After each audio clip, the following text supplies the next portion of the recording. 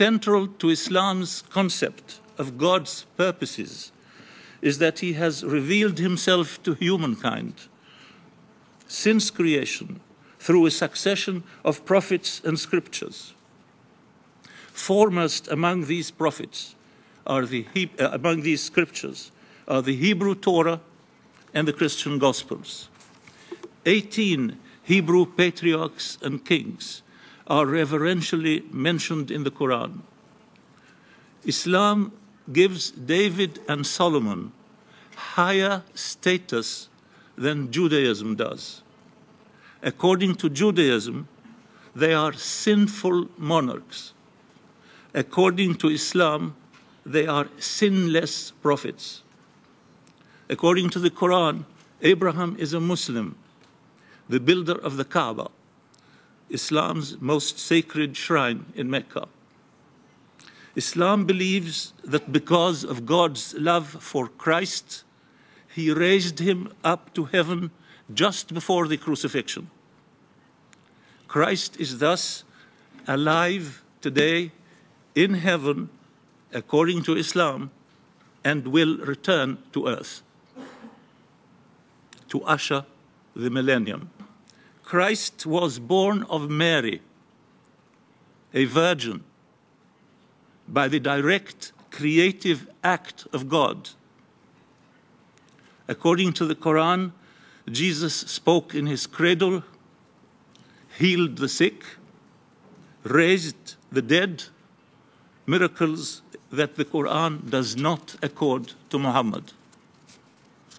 Mary is reverentially mentioned in the Quran more often than in the New Testament.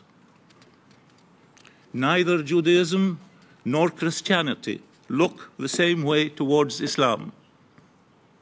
Judaism does not share Islam's reverence for Jesus and Mary.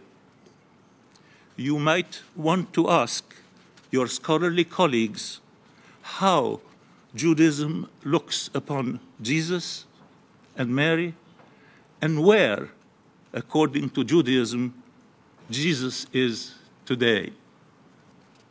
Indeed, of the three faiths, Islam is the most ecumenical in its attitude towards the other two.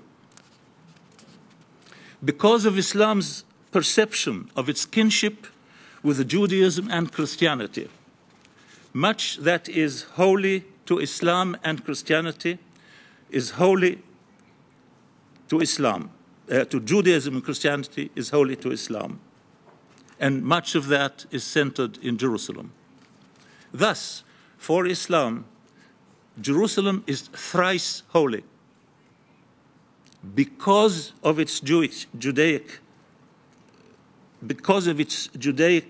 dimension, because of its Christian dimension, and because of its Muslim dimension.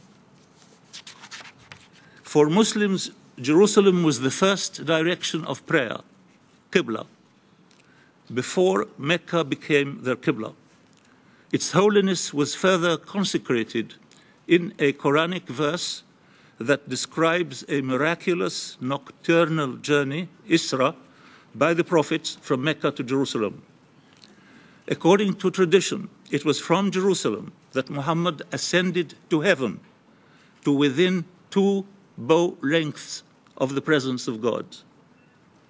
This ascension is known as the Mi'raj.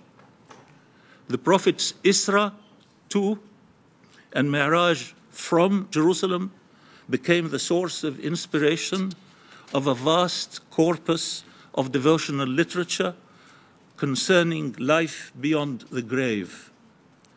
This literature is in circulation to this day in the languages of more than 1 billion Muslims: Arabic, Turkic, Farsi, Urdu, Hindi, Malay, and Javanese. A very special link exists between Jerusalem and one of the 5 pillars of Islam, the 5 daily prayers, Salat. According to tradition, it was during the Prophet's Mi'raj that after conversations in heaven with Moses, the 5 daily prayers became canonical. To commemorate the Isra and the Mi'raj, the Umayyad dynasty, based in Damascus, graced Jerusalem towards the end of the 7th century with 2 architectural gems, the Mosque of the Dome of the Rock and the Al-Aqsa Mosque, which form, with their compounds and walls, the noble sanctuary, Al-Haram Sharif. The former, the dome, is the earliest surviving Muslim building, while the inscriptions inside the dome are our earliest dated fragments of the Quran. Down the centuries, succeeding dynasties, ruling from Baghdad, Cairo, and Constantinople, embellished Jerusalem with mosques, theological colleges, Sufi convents, abodes for holy men, orphanages, souks, hospitals, hospices, fountains, baths, inns, soup kitchens, palaces for ritual ablution, mausoleums, and shrines. These buildings were maintained through a system of endowments. The revenue of entire villages in Palestine, Syria, or Egypt were dedicated to these endowments. The donors were caliphs and sultans, military commanders and scholars, merchants and ladies of rank.